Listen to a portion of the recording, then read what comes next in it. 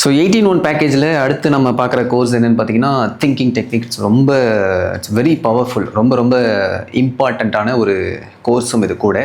சில இடங்களில் வந்து இதை பெருசாக முக்கியத்துவம் கொடுக்கறதில்ல, பட் பல நாடுகளில் வந்து திங்கிங் டெக்னிக் தான் முக்கியத்துவம் கொடுக்குறாங்க. திங்கிங் என்ன அப்படின்னு பார்த்தீங்கன்னா, நீங்கள் தமிழில் டிரான்ஸ்லேட் பண்ணிங்கன்னா யோசனை சிந்தனைன்னு 2 வேர்டு வருங்க.